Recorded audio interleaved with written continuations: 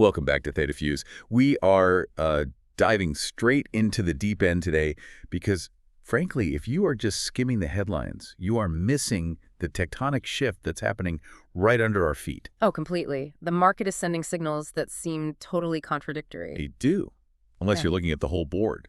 Exactly. While everyone is obsessed with the shiny objects, the software, the generative algorithms, all the digital magic, the real story, the one that's moving, massive trillion-dollar ounce of capital, is happening in the dirt. It is literal dirt. We are talking about steel, concrete, copper, and just raw land.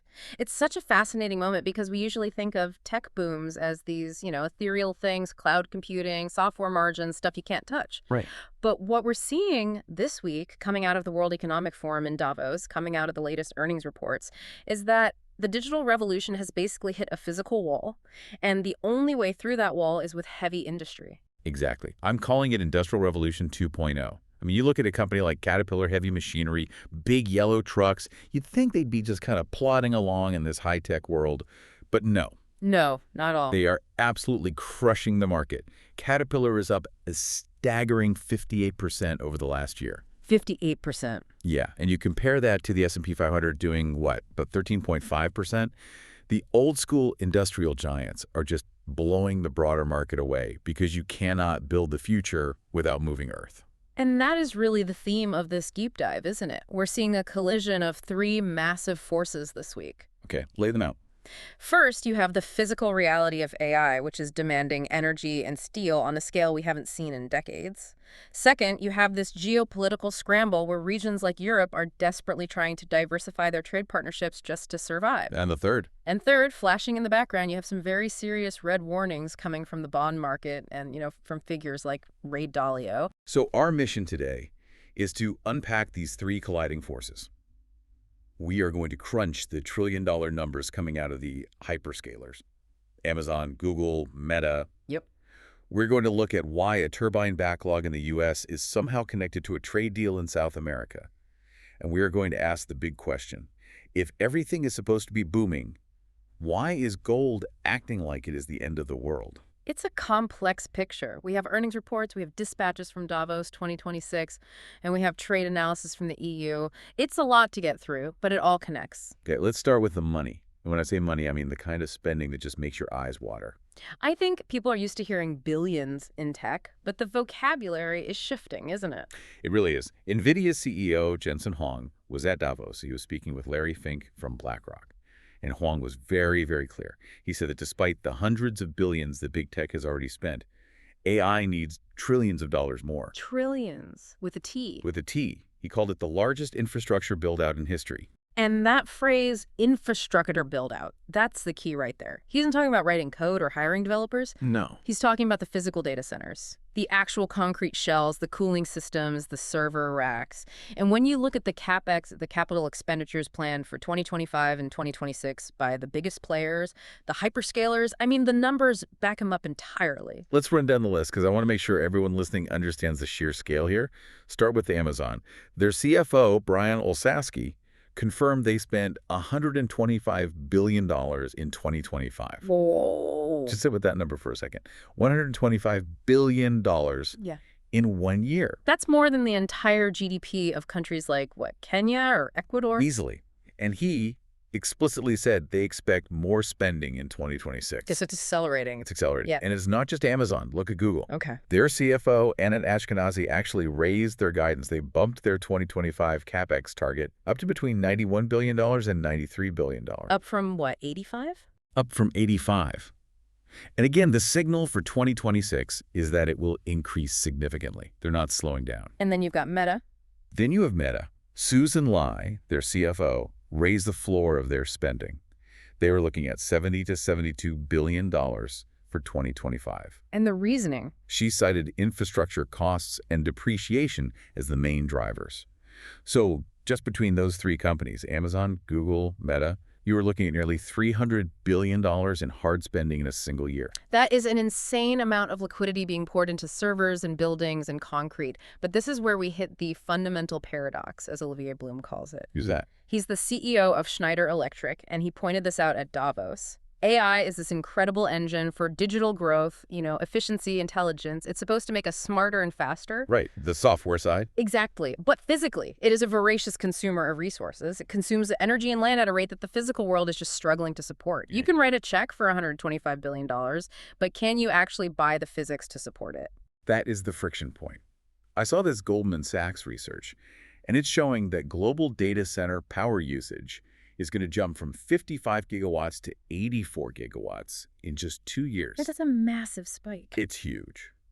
And to put that in perspective for everyone, a gigawatt can power about 750,000 homes. So we're talking about adding enough power for, what, tens of millions of homes? Tens of millions of homes purely for data centers in 24 months. You can't just snap your fingers and conjure 30 gigawatts of power. No, you absolutely cannot. And that brings us right back to why companies like Caterpillar are surging. Exactly. It is not just about digging holes for the data centers. It is about the entire energy supply chain. You need to mine the copper for the wires. You need to clear the land for the solar farms. You need to build the substations. And the current administration's all over this. President Trump was at Davos making some very bold claims about this industrial ramp-up. Yeah, I saw that speech. What did he say? He was very bullish. He said steel production in the U.S. is doubling and tripling. He mentioned that factory construction is up 41%. He called it insatiable demand. Doubling and tripling. Yeah, and he specifically mentioned that there were people currently in the country just to take care of AI plants. The administration seems intent on framing this as a domestic industrial boom. He said, instead of closing down energy plants, we're opening them up. Okay, but here is the reality check. And this is where I think investors need to be careful not to get swept up in the hype. What's the catch? Money moves at the speed of light. Fiber optics move at the speed of light. Pouring concrete and building turbines.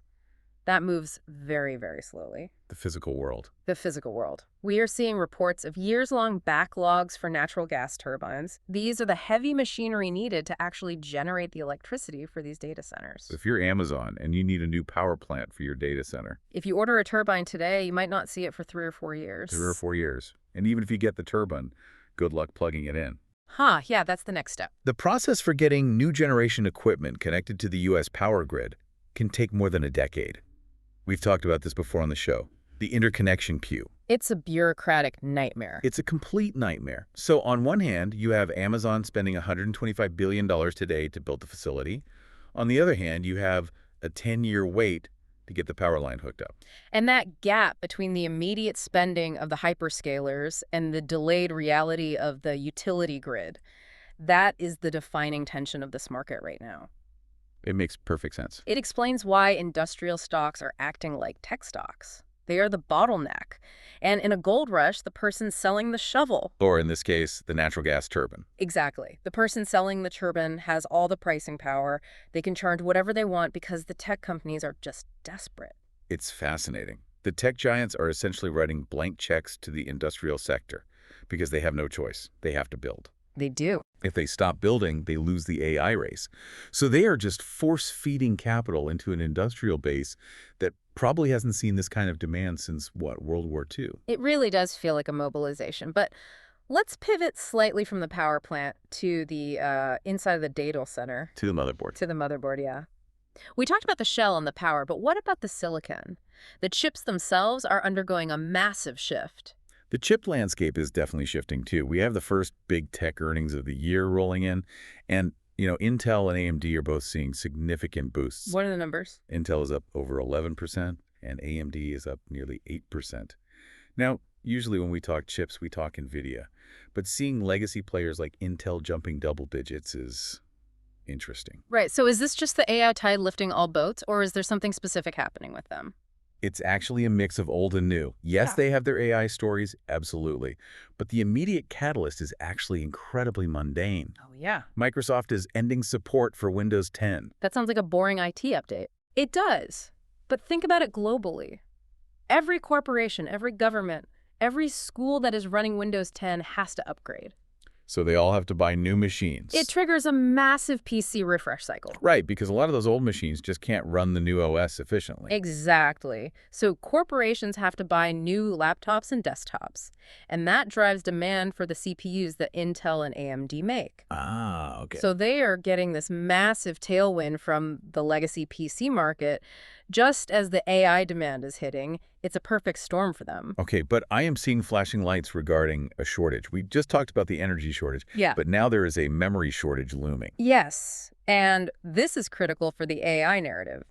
The demand for high-performance computing requires massive amounts of memory, specifically HBM high-bandwidth memory. Right. The supply chain isn't catching up fast enough, so even though demand for chips is high, a global memory shortage could actually dampen sales. But you're saying you can have the fastest processor in the world. An NVIDIA Blackwell or an AMD MI300. But if you can't get the RAM to go with it, you can't ship the server. You can't ship the server. It's the weakest link problem. You can spend billions, but if you are missing one tiny component, the whole assembly line stops. Precisely. And speaking of NVIDIA, they are usually the golden child of these earnings calls. They are still seeing growth, obviously, but there is a bit of a shadow over them regarding China. Yeah, this stood out to me. NVIDIA is trying to reestablish its business in China, which has historically been one of the most important AI markets in the world. But with all the export controls and geopolitical tension, their future there is murky. It is a significant strategic vulnerability for them. NVIDIA is navigating a minefield.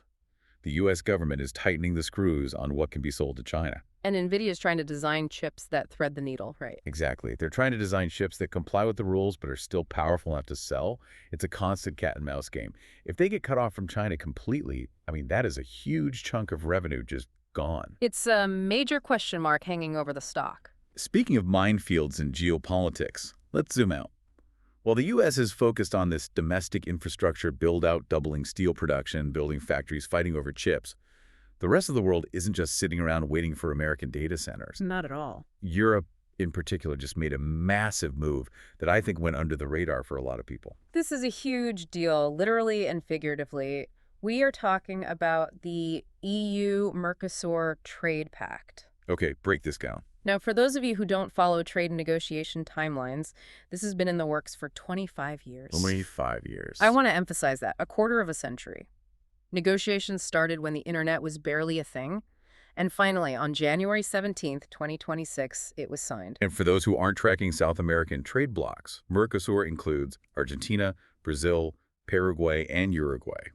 This is a massive economic zone. It is. So why did it take 25 years, and why did it finally cross the finish line now? What was the big change? The why now is the most interesting part. It is about survival and diversification. You heard EU Chancellor Friedrich Merz at Davos. He was very blunt. What did you say? He said, there is no alternative if Europe wants growth. Europe is feeling squeezed. They are looking at the U.S. under the Trump administration, and they see tariffs. They're looking at China, and they see over-reliance and security risks. They feel trapped. So this is a defensive play. They just need a third option. It is a strategic pivot. They need new markets for their cars and machinery. You know, German engineering needs buyers. Sure. But crucially, they need raw materials. Brazil is a massive source of critical minerals, lithium, iron ore, copper. If Europe wants to build its own batteries, its own tech infrastructure, its own green energy grid, it cannot depend solely on China for those inputs. So Mercosur offers a friendly alternative supply chain. It's about de-risking. That's the whole game. But it is not all handshakes and champagne, right? Right. The pushback in Europe is intense. Oh, it's huge. You have farmers in France and Poland literally blocking roads with tractors. We saw images from Strasbourg of tractors lined up against this deal. It looked like a siege. The agricultural lobby in Europe is incredibly powerful, and they are terrified. They are afraid of cheap beef, sugar, and poultry flooding in from South America. And France is leading the charge on that. France is leading the opposition. They argue that South American farmers don't have to adhere to the same strict environmental and labor standards as European farmers, making it unfair competition. They call it importing deforestation. So how did they get it signed if France, arguably the most influential political player in the EU, alongside Germany, is so against it? Well, the signing is one thing, ratification is another, Right. and this is where the EU bureaucrats got creative. Creative how? There is a legal battle brewing. Argentina, Paraguay, and Uruguay are actually referring some issues to the European Court of Justice, which could delay full ratification by years. So the EU is going for provisional application. Provisional application. That sounds like a massive loophole. It is a workaround. An EU diplomat told Reuters that the deal will likely be applied provisionally as soon as March 2026, probably starting with Paraguay's ratification. Wait, so what does that actually mean? It allows them to bypass some of the national parliament gridlock, specifically the French parliament, and get the trade flowing immediately. So they're just going around them. Essentially, it shows just how desperate the European leadership is to get this economic engine running, despite the protests at home. They are willing to burn political capital with their own farmers to secure these supply lines. That creates this incredible split-screen effect. Yeah. On one screen, you have tractors blocking roads in France protesting the deal. On the other screen, you have European leaders in Davos shaking hands with South American presidents saying, we need this to survive. It really highlights how fragmented the West is becoming internally. It highlights the fragmentation of the global order. The U.S. is turning inward, building steel plants and data centers, essentially saying America first. Right. Europe is realizing it can't rely on the U.S. or China, so it's reaching out to South America. Everyone is trying to build their own fortress. Which brings us to the scariest part of our deep dive today. Okay. We've talked about the industrial boom and the trade pivots, but underneath all of this, the financial plumbing of the world is groaning. And Ray Dalio is pointing to it. Yes. The founder of Bridgewater, he dropped some serious commentary at Davos that we really need to unpack. This wasn't just standard market commentary, this was a warning. Dalio is always good for the big picture scare, but what was so different this time? This specific analysis is crucial. He distinguished between a trade war and a capital war. A capital war? What does that even mean? We are all used to trade wars, tariffs, quotas, like what we discussed with Europe. A capital war is different. A capital war is when you weaponize the money itself, when you weaponize the debt and the currency. And he pointed to a very specific and somewhat bizarre geopolitical flashpoint as the example. Greenland. Greenland. Yes. The context here is President Trump's renewed bid to acquire Greenland. It sounds like something from the 19th century, buying territory, but the tensions are real. Okay, so how does that connect to a capital war? Trump ruled out using military force to take the territory, but Dalio latched onto that specific comment. He said that ruling out military force was important because there is a red line. If there were a military move, a hard power grab, it would have capital war implications. Meaning if the U.S. used hard power to seize territory, the global financial system might retaliate. Wow. How? By dumping U.S. assets. Exactly. The global financial system is built on trust that the U.S. respects property rights and sovereignty. If you cross that line, foreign holders of U.S. debt might panic. And Dalio's argument is that this is already starting to happen. He argues that the diversification away from U.S. assets is already happening, even without an invasion of Greenland. He pointed to gold. Gold is up 67%. 67%. That is a massive move for gold. It's staggering. Usually, gold is the boring rock you hold to hedge against inflation. Maybe it moves 5% or 10%. A 67% gain is what you expect from a high-flying tech stock like NVIDIA, not a gold bar. And Dalio's quote on this was so telling. He said, "It's not a precious metal that goes up 60%. It was bought by central banks to diversify fiat currencies, not just dollars." So it signals a lack of trust. A deep lack of trust. Central banks, China, Russia, nations in the Middle East, they're buying gold because they are worried that their dollar reserves might be sanctioned or frozen or devalued. It is a vote of no confidence in the traditional fiat system. And it is not just central banks, which brings it closer to the institutional level. Yeah. We have a specific example from the source material, this Danish pension fund, AkademikerPension. What are they doing? They are planning to exit U.S. Treasuries entirely by the end of the month. A pension fund. Wow. They are supposed to be the most conservative investors in the room. U.S. Treasuries are supposed to be the risk-free asset of the global economy. And they're getting out completely. For a Danish pension fund to say, we are selling all of it because the credit risks are too big to ignore, that is a siren going off. And what's their rationale? They're citing the political instability and the fiscal situation in the U.S. They are looking at the trillions in spending we talked about earlier and asking, is this sustainable? Now, to be fair, we do have the CEO of UBS, Sergio Armati, taking the other side of this. Right, the counterpoint. He warned that weaponizing debt holdings is a dangerous bet. Mhm. Basically saying, if you try to hurt the U.S. by selling its debt, you might just blow up your own portfolio because the U.S. dollar is still the reserve currency. That is the standoff, isn't it? The U.S. is the biggest economy, so leaving the U.S. Treasury market is risky. Where else do you put your money? Right. But staying in it is looking increasingly risky, too, especially if you believe Dalio's thesis about a capital war. So let's try to synthesize this entire deep dive. It feels like we have pieces of a puzzle that shouldn't fit together, but they do. We have the U.S. engaging in what NVIDIA calls the largest infrastructure build-out in history. We are spending trillions. Amazon, Google, Meta, they're spending hundreds of billions. The government is cheering on a steel boom. All of this requires capital. It requires borrowing. Correct. The U.S. needs to borrow massive amounts of money to fund this AI revolution and this reindustrialization. You cannot rebuild the grid and double steel production on a balanced budget. But at the exact same moment, the U.S. needs to borrow trillions.